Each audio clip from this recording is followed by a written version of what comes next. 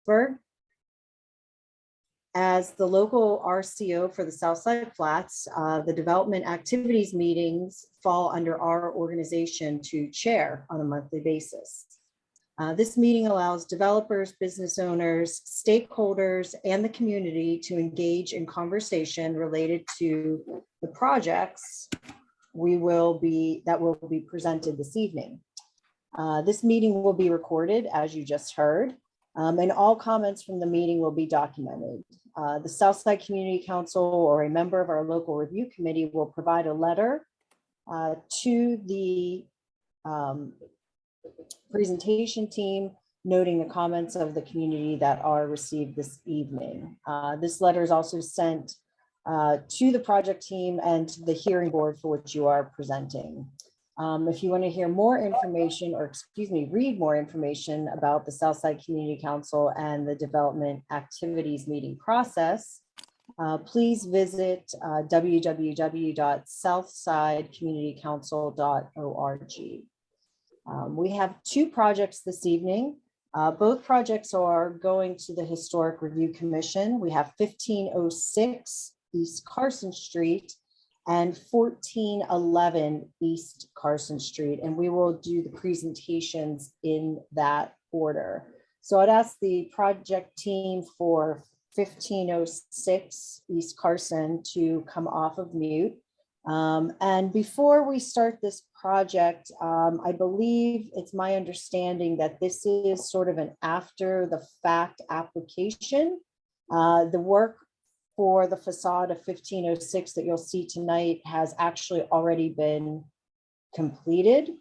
But the HRC, the Historic Review Commission, will still review and make a decision on those facade renovations, and will give either a conceptual approval to those or ask for revisions. And I believe that the signage will then be submitted as a separate application for final review and approval.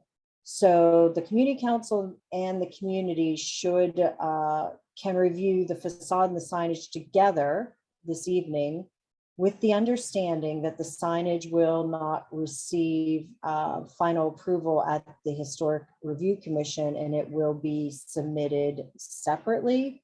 And Thomas, I'm going to ask if I got all of that correct from. Thank you so much. Yeah, no, I think the only, that was great. The only slight nuance I'd add is just that the signage would be like submitted as a separate application to staff for final review and approval.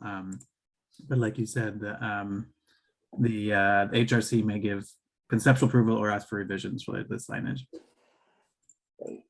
Okay, so I'll turn it over to the project team for 1506 East Carson Street, and you can go ahead and I believe share your screen, right, Philip? Correct. Yeah, screen sharing should be available. Hi, everyone. So this is Ravi Singh. He is the owner of the property and the business owner, and my name is Hayat Zaglami. I'm his manager. So to answer the questions that were on the email, we did not make major changes.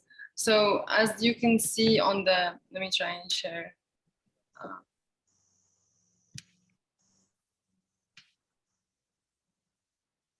As you can see on the, can you guys see my screen? Yes. Yep. Yeah. So the first one is the before, and the second one is the after. Both are before? Yeah. Okay, so you can explain better. So when we bought the coffee, it's used to be a coffee shop, and we bought it from them as a coffee shop. So we tried to match the color what we have here in the blue, and if we see on the upper level, it's the same color. We only did the bottom part to match to the top, match to the second floor. And the other thing, so this is our first business. Actually, we don't know that we have to apply for the permit. Yeah, because we thought that since it's the same color, and as you guys can see the before and the after images, we did not make major changes, so we just painted over it. And we did not know, we had no idea that we needed to apply. And there are so many rules and regulations that we tried to catch up on. And we had no idea about that. And even about the sign, like it's, we put, as you can see, it's a plastic sign. It's not like something like metal or concrete or anything. So it just stuck with the glue. So just for clarification, we, I don't know who the owner offhand, I don't know who the owner of the property is, but what we've been doing as a community council over the last 2-3 years, each January, February, we do send information to the property owners and reminding them that their property is in a historic district and that any work that is done needs to go to any change in the facade needs to go to the Historic Review Commission. And so it's certainly understandable that you weren't aware, and it's up to the property owner when you're leasing the property to let you know. And that's water over the dam. So you're here and that's all that matters. Well, Ravi is the owner. Yeah, I'm the owner. We just bought this property recently. So I don't have any knowledge or anything like that. Like we have to do this thing before. If we knew that, we definitely do that in the first place. But we bought it as a business to run the same kind of business, the coffee shop. And yeah, for the door, I wanna say this door we changed it because somebody broke our door other day. So the door was before here, like it's like a metal door. So when that door is broke, we put it at this door right here. You can see this is the new door right now. And as I said, we do not know that we have to go through the plan and process. Yeah, since there was no construction or anything, we just replaced the broken door by a functional one.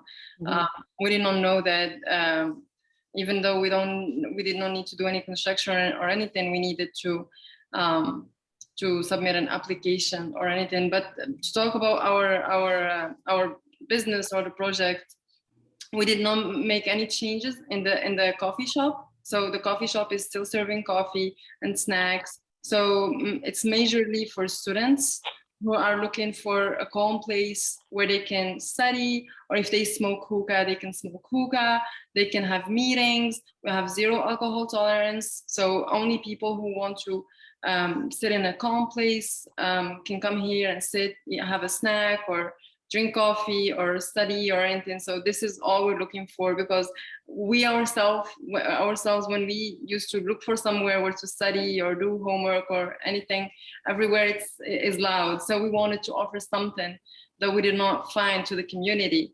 And regarding the applications, we really did not know that we needed to submit applications to make changes, because it's our first time, as he has told you guys before, and we thought that only when we make major changes like construction work or anything, applications are needed. You know, I think we understand that. So now, probably moving forward, I'm guessing that the HRC is going to tell you there's significant changes you're going to need to make from this. And in essence, if I'm right, because Bob, Russ, and I are looking at this, your plastic sign probably is only going to be able to be up there for a month or two. And you're going to have to put a different kind of sign up. I would say that just from our knowledge too, the color scheme, even though you came in and this is what the color scheme was, we've been trying to get more owners to adhere to the rules and regulations. And once they go to the Historic Review Committee, they're also doing the same thing. And I would think that they're going to ask you to make some significant changes in the exterior. It's not so much the interior, but it's more the exterior, if I'm correct. Is it regarding the painting? Yeah. Like, do we have to choose another color or? I would think, I don't believe that those colors are within the historic colors that they usually use. Jackie and I Barb, think you, Bob Russ should speak to that. right. That's what I said, he will. Is he Yeah. there? Yes, he's on. Okay, Bob.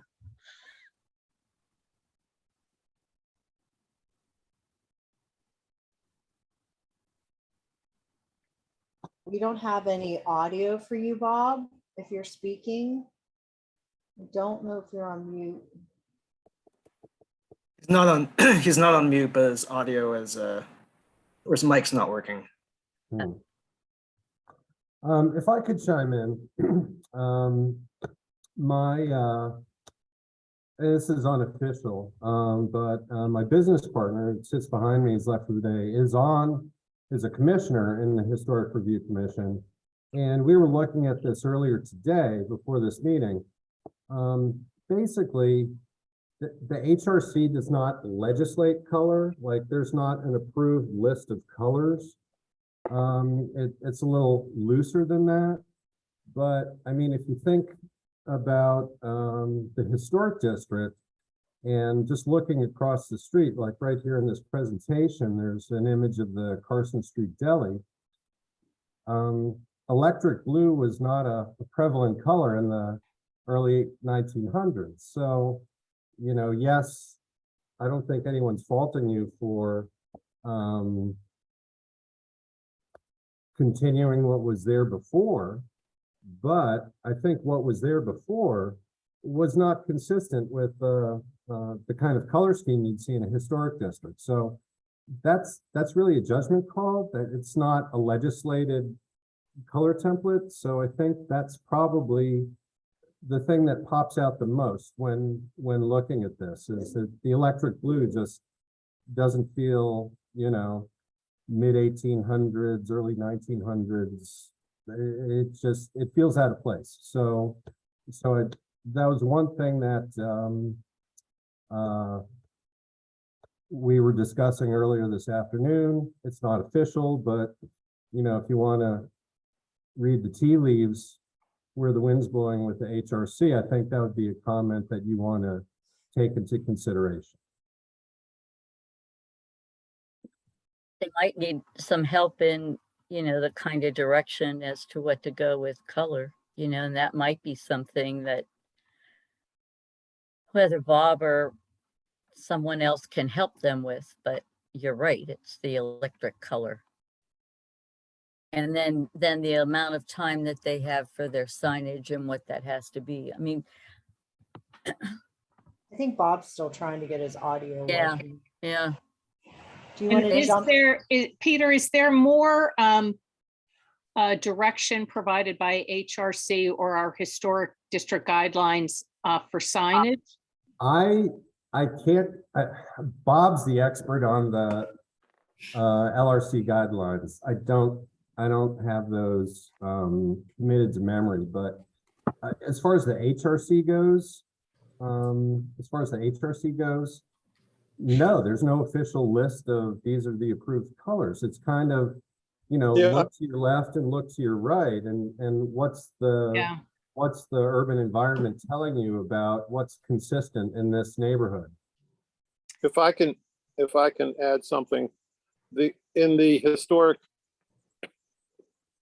Review Commission guidelines, there is a published document on that, and their guideline is that the letters are no higher than 12 inches high, and they should be individually mounted.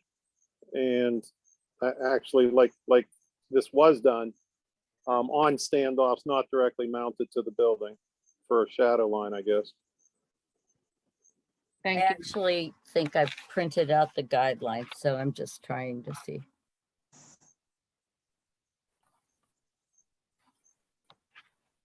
Yeah, and they don't list any colors there either. I asked Bob to jump off and rejoin to see if his Good audio idea. comes back on, or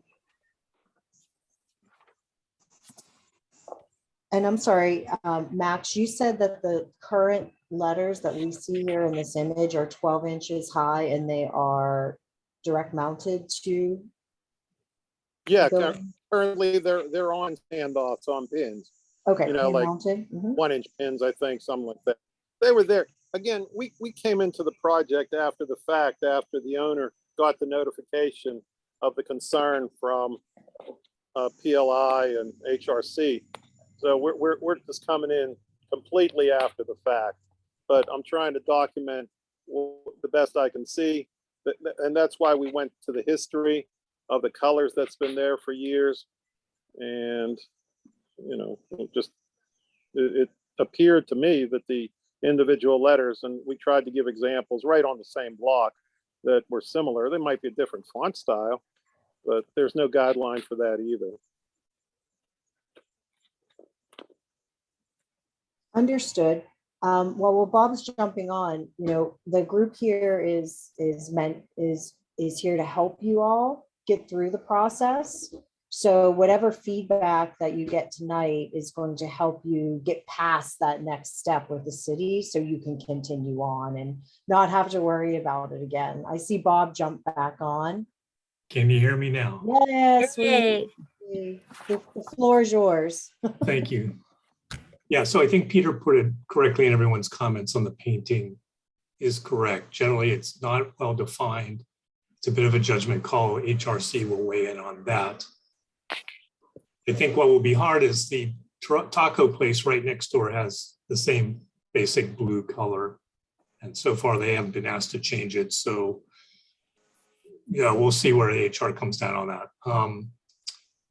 Same with the lettering. The plastic letters, technically, as individual letters are allowed, you know, if they were coming through before and we were going to advise them, and we'll see what HRC says, the way they're kind of filling the whole signboard and not really fitting within the signboard very well is possibly an issue, but and the color match between the blue and the red is kind of harsh. But again, I think what I see is a bigger problem, possibly, when I look at Google Street View, the door on the left that was replaced, and maybe the owners can clarify, in previous photos on Google Street View, that was a recessed vestibule with a metal gate. So did they take the metal gate off? And is that what was broken? And they infilled the door? And it doesn't really match the openings. It doesn't really fit very well with the storefront glass and proportions and sizes. And that would be, I think, the issue that the HRC and even LRC might take with this. But can the owners clarify what was done exactly with that left-hand door? So there was no resizing for the door. No, there's so the metal door, we have it got broken, and at the time it's broken, we don't have anything like the same kind of door. So we found this door, so we just put this one. It's a little bit smaller than that, but yeah, that's it. It's a little bit smaller than that. Yeah. HRC will, I was going to say, HRC will want to see a photo, if you have it, when you bought the building, of what the door looked like. And I think that might be on the assessment website. I'll take a look while we're. Okay. Is that what it looked like? Yeah, it's right here. So Yeah. at the both side, it's, I will say that 2 by 2, it's on the both side. So I will say 4-inch together. Right, but that photo we're looking at, image number 2, is a metal gate basically, and set back behind that is the other door, right? Mhm. There was like a little alcove there. Yes. Yes. Mhm. Okay. So it's that change that we'll probably have an issue with. Like your door on the right, where it has a little transom window above it. So it kind of matches the height and the look of your storefront windows. That rhythm might be something, if you were going to propose putting the store on the face of the facade like that and eliminate that little alcove. those things would be discussed at the HRC. So it's that kind of change that I think will be the bigger issue here than the color scheme and the signage is my guess. What does that door go to? Is it to the upstairs apartments or into your store? It's just go to the upstairs. It's like a same, we have a seating downstairs and upstairs. And behind that metal screen, it's hard to see, but was that a wood door or was it a metal door? It's a wood door. Yeah, okay. So again, this is not, so for everyone to note, this is not an original storefront. This is not a historic storefront that's, you know, worthy of preservation per se. So what we'll kind of be looking at are the changes. Do the changes make it more non-conforming or somewhat more awkward than what was there? So, you know, that'll be a discussion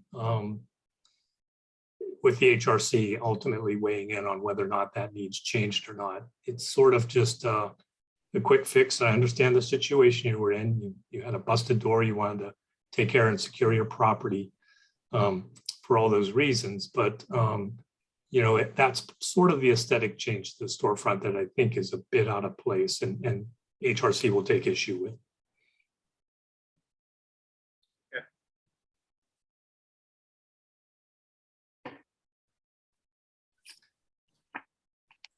And again, if you Can I come ask to a us, question?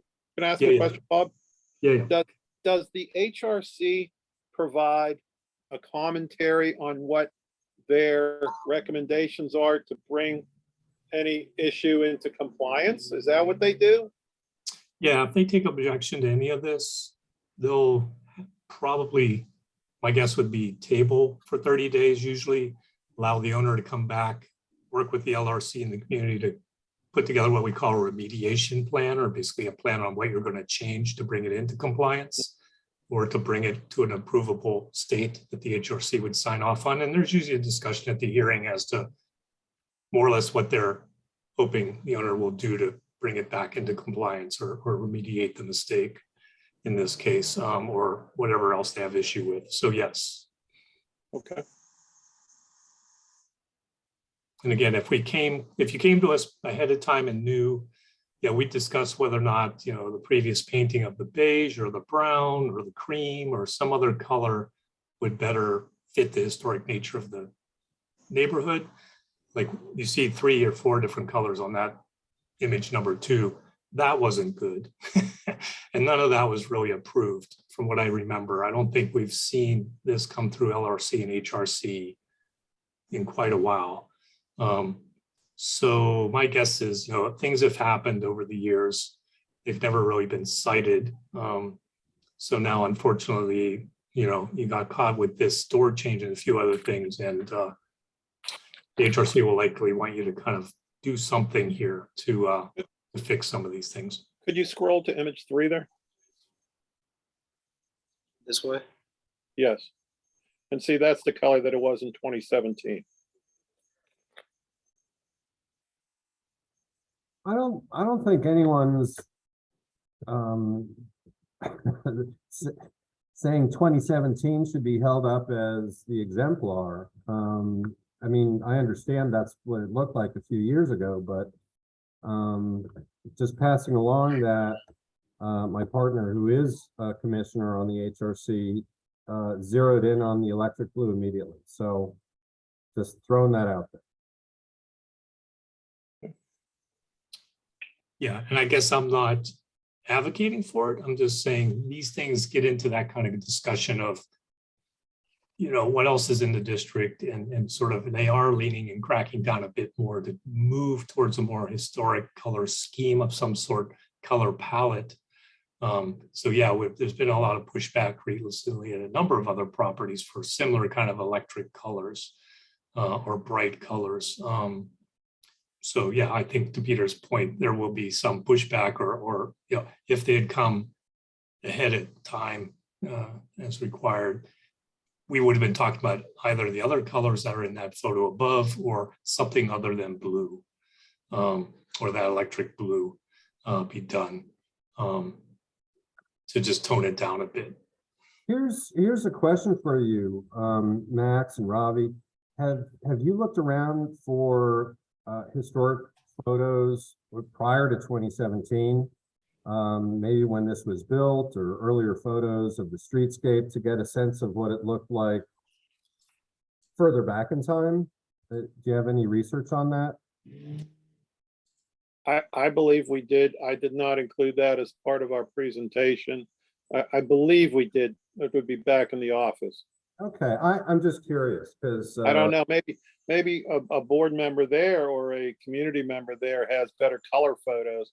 Because I know a lot of the older photos we saw were black and white. True, right. Well, Google Street View is a great asset because it'll allow you to go back in time for the various views. So it looks like, I remember this changed down around 2011. It looks like is when there was I think there was some type of tile in the whole facade that got stripped off and the brick was revealed, and a number of other changes to the storefront that is basically there was done, and that was reviewed and approved by HRC. As you click through the years since, you'll see a number of kind of messing around with the paint colors, most of which my recollection is didn't come through HRC, and yet no one really filed a 311 to complain about it. So there's a good, decade of various little tweaks in the color scheme over those years. But the fundamental changes of the storefront goes back to about 2011. And it was a unified kind of blue, baby blue, more like the upper. So their blue's a little bit deeper in tone. The upper photos I see in Google Street View was kind of a baby blue and white scheme. So it's been with that since the storefront and the facade was changed back in 2011. I'm pretty sure that was all approved, as I recall. So that's where the color scheme is going to get a little hung up or tweaked to maybe tone it down a bit. But it's more the recessed alcove, recessed vestibules, and changes in the door.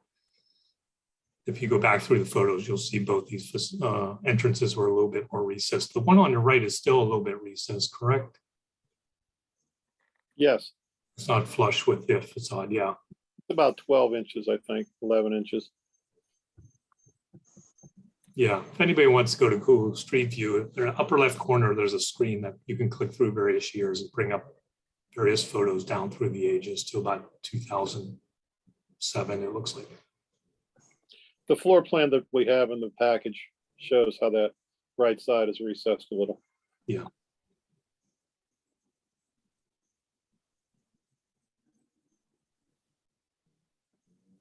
And so, Bob, you also mentioned the signage. I know they're within that 12-inch high requirement, but it's such a long name that it's sort of taking over the signage band in terms of proportion. What comments do you think the review board will have in regards to the signage, if at all? Well, I think it's color and size. They obviously, and everybody does this to some extent, wants to make their letters and signs as big as possible. So it looks cramped and visually kind of crammed in. So if they were coming to us ahead of time, we probably would have advocated to shrink them down by a couple inches and make them fit more comfortably on the signboard. It's in the right place. And it's the red against the blue, I think is kind of strong. So there might have been a comment about overall color scheme and the whole thing kind of working together. Yeah, I went by today because I knew that this work had already been completed, and the blue on the second floor is actually slightly lighter, more like you said, like a baby blue than the actual color that this facade's been painted.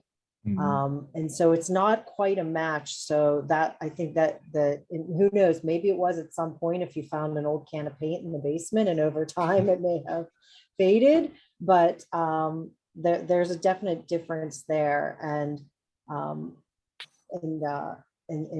between the photos and what's actually in real life if you were to walk down the street and take a look at it. Yeah.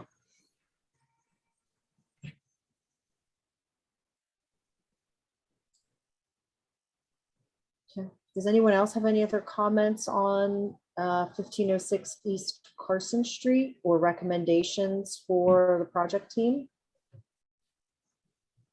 And I don't know if this is relevant or not. I know that when John DeMauro was meeting with us for the project at near Urban Tap, he had also, John Morgan, Dave Morgan, shared with us the building next to this particular building, and I believe that went over the counter because they weren't doing much. I don't know the discussion that Sarah Quinn and Sharon may have had with John, but I think we were surprised that it was painted blue and white. Because when Lesvos was there, I can't recall the color, but it was more in keeping with, I would say, a historic district color. May have been a green or a gray. So it was surprising. And I think that we have talked about this in the past, and we're wondering, do we go back to HRC to ask them about that color and what the discussion was with John regarding that, because it does stand out, and not in a positive way. And then I think with this color, I think it really shocked everyone as they saw changes with the facade, even though there was some blue on for Amazing Yoga and the building. Can you go back to your other slide where we can see the whole signage band, because the G and the E are cut off on this image? I think you had one. Okay. This one? Yeah, that's the one. Because the G is a little funky because it's not in the Can't lower right it. place. So they may have some comments related to that, just because the font and the alignment is cramped in there. So that's the one that I had saw earlier. Thanks for bringing that back up. Bob, sorry, I just want to, isn't there a maximum square footage that this is in excess of? I thought it was like 9 square feet for a sign without a variance. That's for projecting signs or banners. So I think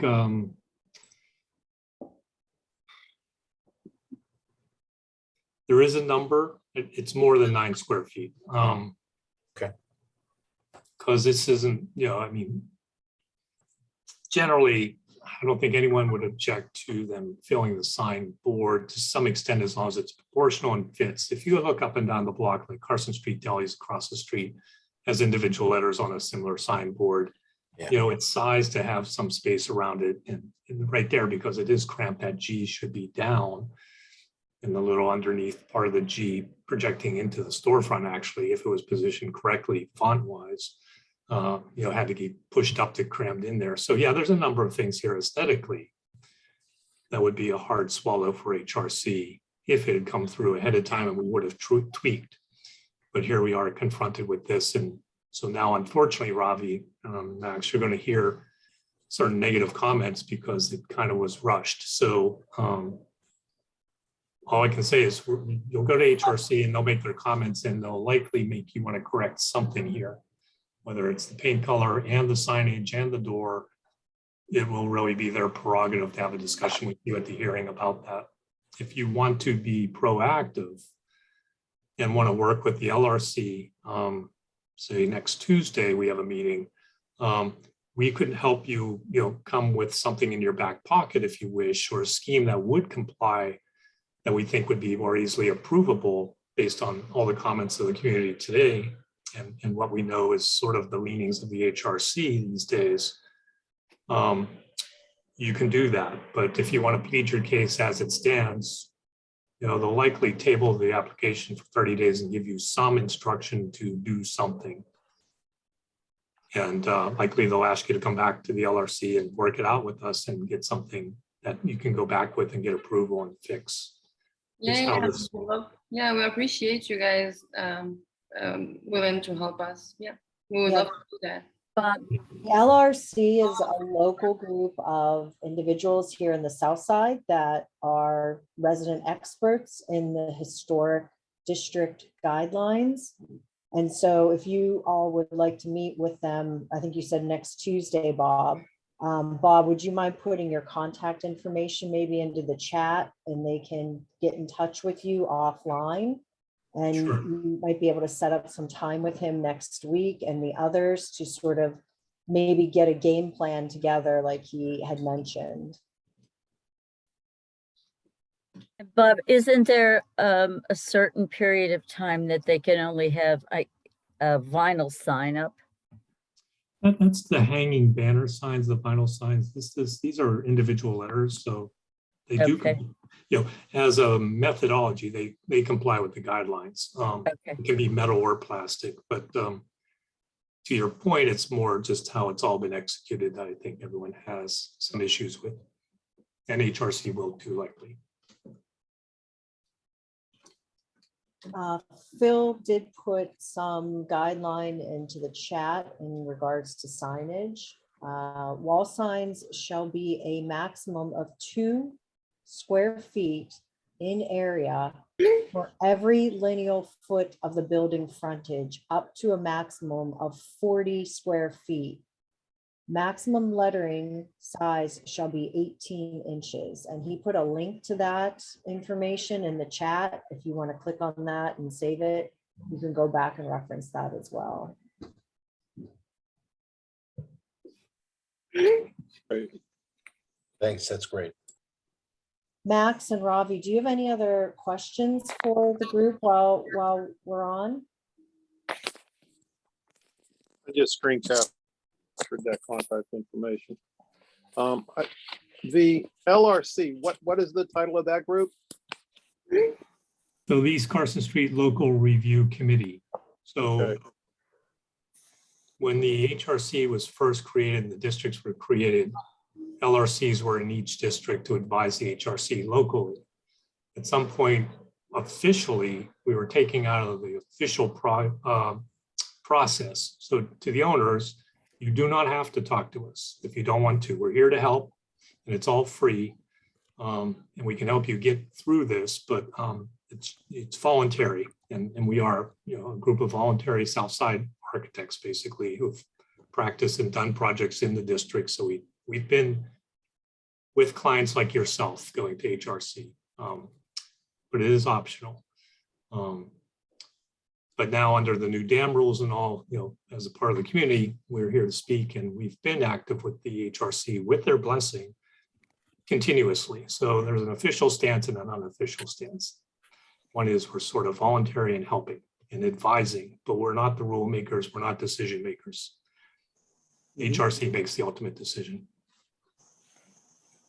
And this meeting, there's a meeting, would it be Tuesday evening again, 6 o'clock, or do you know? Normally 5 o'clock, but we can accommodate 5:30. Okay. And I put my information in the chat, so you can reach out. Okay. Thank you. That's it for me. Thank you. Okay, great. Thank you for joining this evening. Feel free to stay on if you like. Otherwise, we can go over the next steps for 1506 East Carson. Okay.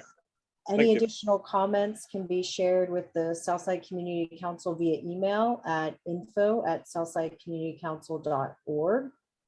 This project will present in front of the Historic Review Commission, so you can visit the Historic Review Commission via the pittsburghpa.gov page, and you can provide public comment there. You can email testimony to historicreview@pittsburghpa.gov.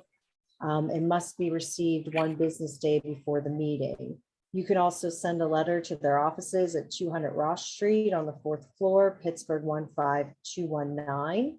That must be received 2 days before the meeting. You can also join the virtual Historic Review Commission meeting and use the raised hand function to speak about this project, or you can call in and press 9 in order to speak, *9. So if we have no other question, Max, did you have another question? Nope, I'm good.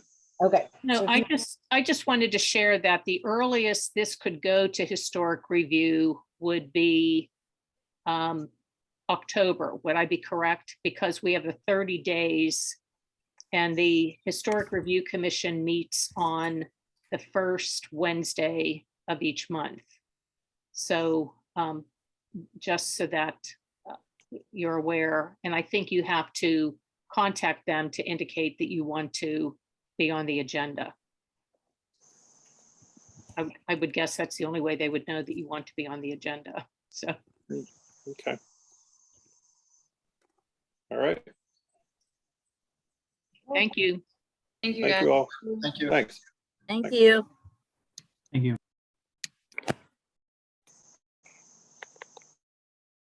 Great. So we're on our second project, facade improvements, again in the historic corridor at 1411 East Carson Street. And I believe we have our panelists on the call. If you want to come off mute and go ahead and share your screen, that would be great. Give me 1 second here. All right. So we are from Nexus Real Estate. We just recently purchased, I believe it was in the end of December, beginning of January, 1411 East Carson Street. Here we are looking to put a new storefront window on it. Currently, you can see in this left picture over here, we have a 2-foot wall, and then there's a little alcove with there's an entrance door into the storefront, and then a separate entrance door into the apartments above. What we're looking to do is to eliminate this wall right here, and then have from the top to bottom have storefront glass, and also eliminate this alcove and have it the glass just run current all the way across. We're looking to have installed it's a dark bronze aluminum that we'd be using, and then a 1-inch glass throughout. So you can kind of see everything as far as the plans go, what we're looking to do for the storefront. I don't believe the current tenant that is in our storefront is looking to add any signage or anything like that. I believe she's just going to use the new glass, if approved, to use like sticker signage and everything like that, or vinyl signage in the window for her storefront, which is now it's a nail salon. Was this building condemned at one point? Yes. Not so much. This is Go where highway robbery was. Right, And it yeah. had to move because of a problem, a structural problem, I believe. Right. Okay, that's what I thought that was this was that building. Okay. We've had it inspected and everything since then. There's no structural issues or anything like that. And we have the occupancy permit for both there and the apartment. So like I said, we're just looking to update the storefront to make it a little bit more curb appealing and things of that nature, but still obviously keep that historic color and everything to that effect. And that's why we are choosing the dark bronze aluminum to kind of blend in with that storefront area. And then if you had any questions as far as the specifics on what the engineers have planned our contractors to do with the elimination of the walls and everything like that, we have the cut sheet put on here for the glass, and then the company that would be installing the glass is going to be Expert Glass, who does most of our storefront glass for our company at this time. So Bob, how do you think about eliminating that alcove is going to go past the HRC?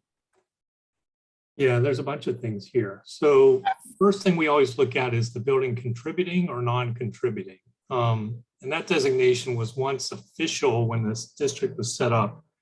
There was a big fat binder that had a data sheet for every property in the district that said when it was built and what style it is and any number of things and what's changed and what's original.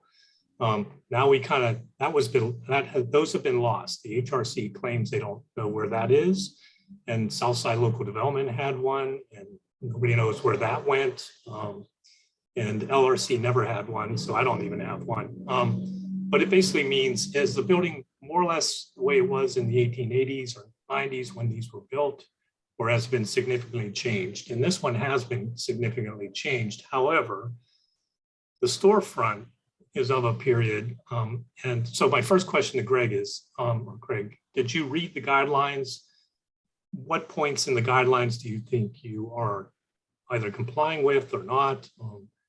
So when process. Yeah, so when I personally just submitted these the guidelines to both our engineers and the installation company of the glass, and they said that they had gone through everything and made it compliant with the recommendations, is what they relayed to me in doing so and making this entire plan. So looking at the storefront on Google Street View, your photo, unfortunately, here with the red marking and crosshatch obscures everyone for looking at home as to what I'm about to say. Okay. It looks like some of that recessed alcove, particularly the door on the right, from what I can see, maybe original or harkening back to an earlier day, because it's a wood door with a glass panel, right? Correct. The door on the left with the air conditioner obviously has been altered, and it's a metal aluminum door, bronze door, not something like that, right, with a full glass panel. Correct. So that might have been changed at some point, in recent history. The storefront, its base and its storefront glass is a period of the 20s or 30s, almost deco, when I think it was PPG and a few other manufacturers sort of made a prefab system for storefronts. And we have a number of these in the district. So around that time, people started, replacing their older wood storefronts that would have been original on this building with these systems that have the terrazzo, it looks like, as a base, with the unfortunate unsightly vents in it, but nonetheless a terrazzo base and a kind of thin, what was probably bronze or brass, looks like it's been painted, kind of thin metal system and full glass panels. So this storefront overall is a mishmash of a couple of different things, but the first thing would be any original material like that original, or could be original, might have been a replacement wood door on the right. And then of this period, the 1930s or 40s, those storefronts do have historic significance as a period in the timeline of the district and of similar storefronts in the district that changed. Those, the HRC and the guidelines themselves speak to them as being worthy of preservation. So there are a number of things here. I don't know if the HRC is going to allow you to just rip it all out. Okay. I know what you want to do to homogenize and improve the property, but the guidelines kind of speak to a few items here that I think are going to be a hurdle for you to get full demolition permitted for this. Okay. Then if we talk about the new design, the guidelines also state an understanding of how storefront patterns and makeup is in the district. And most of them historically have a base, at least some middle glass panel and sometimes a transom. Now this storefront's kind of short. You do have the transom panels over the doorways, but this storefront changed in the 30s to have just basically a base in the storefront glass system. They have not, and we have not, kind of advocated ripping that out and doing what you're doing here with glass from the sidewalk on up to the signboard. They'll want to break that down to some degree and have a base, even if it was a brand new storefront, to follow that patterning that we find in the district. I think the other thing here is a little itchy is removal of the recessed alcove, having these doors open right onto the sidewalk with pedestrians walking by. And even the way it's configured, it's sort of, you put the doors side by side, which they are back in the alcove, but it's somewhat clumsy when you bring them up to the face and one goes upstairs and the other one goes into a store. And I'm even questioning whether as a new storefront, you would get through ADA approval with clearances for door pulls and push side in that configuration, particularly on the retail side. You might get away with it on the doorway up to the second floor. But you don't have the right clearances for a wheelchair user to get in and out of that storefront. So I think that's I think that's a design flaw, frankly. Yeah. An architectural thing that you might get hung up in code review on, even without the HRC reviews. So I think there's a number of things here that don't comply and don't really follow the rules and sort of we're going to have to be discussed. Okay.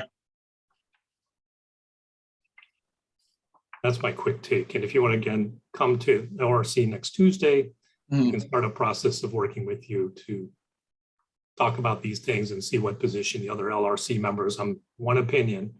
Yeah. There are 4 others, and we don't always agree, but we try to come to consensus and give one unified comment to the HRC as to which way we think they should lean, and they don't always listen. A lot of times we do concur, so.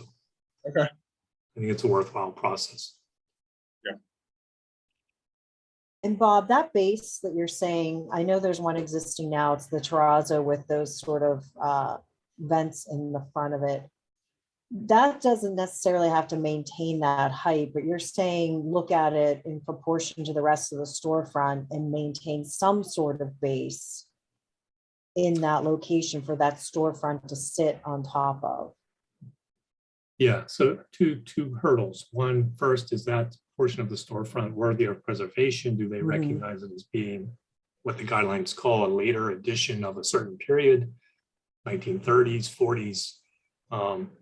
It's not the best example I've seen in the aesthetically within the district with those vents there, but again, we've lost a number of these storefronts up and down the district, and so they're a bit more coveted. So we'll see what the HR and LRC members say about that. And then the second point is, if they do allow you to demolish it, then yes, you can play with that proportion or that dimension. But they're going to want to have some type of base to get it off the sidewalk. And frankly, it's a functional issue. It'll keep your glass cleaner and the salt and things thrown on the sidewalk, the dust and all that off the bottom portion of your storefront. There's a functional reason why they did that. So, if you were in a mall, you could do that on Carson Street during the winter. That's not a good design for a storefront. Okay.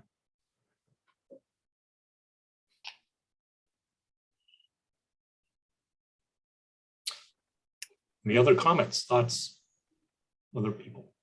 I would say, Craig, you may want to bring those that put the design together. Because sometimes I'm only speaking for myself. It's hard to share what you heard if that's not the work that you do on a, for not hearing it firsthand. right. Okay. And then this also is it's being recorded, so it will also be on our website, our YouTube page. So it's something that they can hear also, but they, if possible, may want to be in attendance with you. Yeah. Okay, perfect.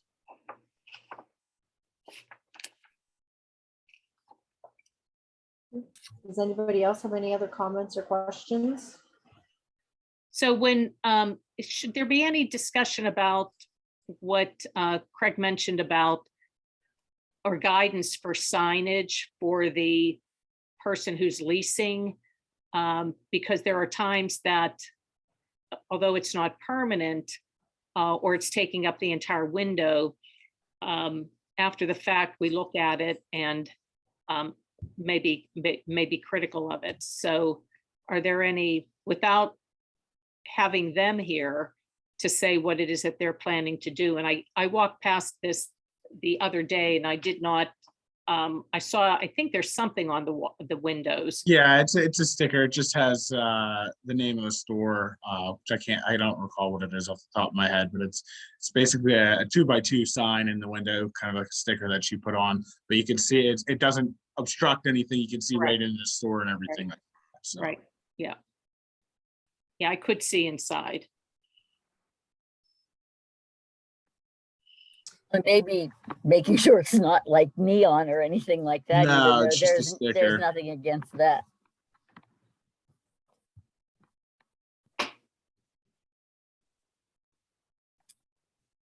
So is there any restriction on that? Does anyone know of putting some type of vinyl branding on the glass within the historic corridor?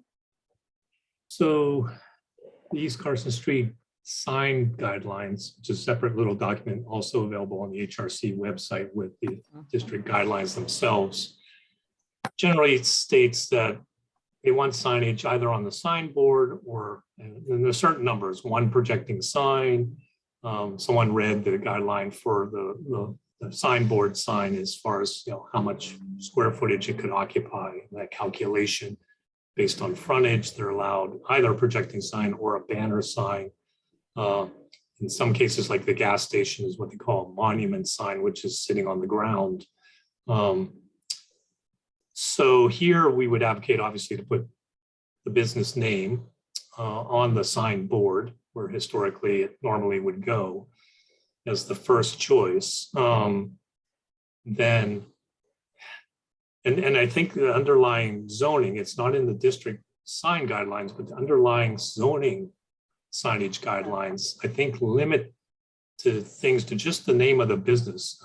Technically, you're not supposed to put phone numbers and are you selling burritos or any other product information. It's solely the business name is supposed to be on the facade of the building and maybe the street address, you know.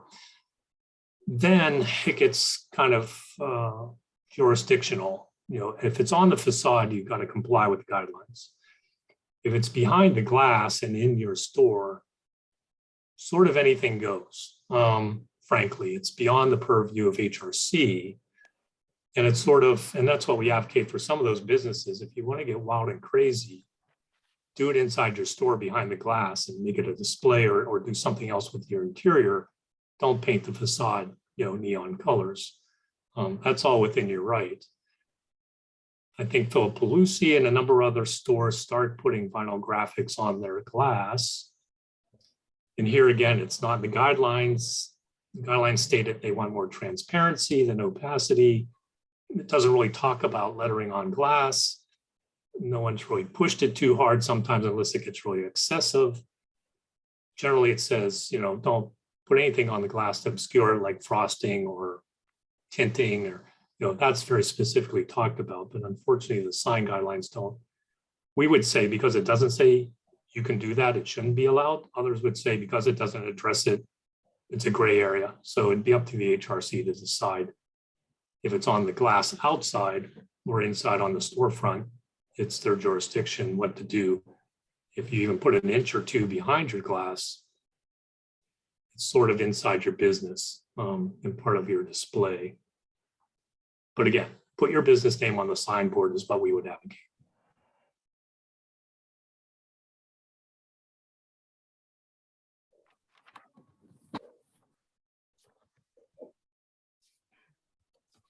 All right. Yep. Does anyone else have any other comments or questions for 1411 East Carson Street?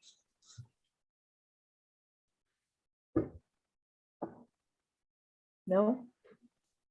Okay. And Craig, I have an email already drafted with Bob's contact information and those signage guidelines that I'll send to you right when we get off the phone. So you'll have that if you wish to reach out to that team. I also sent it to Robbie and Max already as well. Thank you very much. Same next steps for 1411 East Carson Street. You can take a look at those there. You can send us some, if you have additional comments, you can send that to info@southsidecommunitycouncil.org. This will present to the Historic Review Commission, and public comment can be taken there by email testimony at historicreview@pittsburghpa.gov. You can send a letter to their offices at 200 Ross Street, 4th floor, Pittsburgh 15219, or you can join the virtual historic review and raise your hand to speak or call in from your phone and press *9 in order to speak. Thank you very much. Yeah, Craig, thanks for joining and thanks for coming to present tonight. Yeah, of course. If anyone does, I'm sorry, go ahead. Nope, we're good. Okay. So if you'd like to view the past dams as well as this one, will be posted on the Southside Community Council's YouTube page. Again, it's southsidecommunitycouncil.org. You could also sign up for our monthly newsletters at our website. And currently our next dam is scheduled for September 15th. If we do have projects on the schedule for that evening, you'll receive an update in your email. Okay. Thanks, everyone. Thanks for joining. It's a beautiful night. Get out there. Have a great weekend. Talk to you Yeah. soon. Thanks, everybody. Bye-bye. Thanks, everyone. Yeah. Thanks.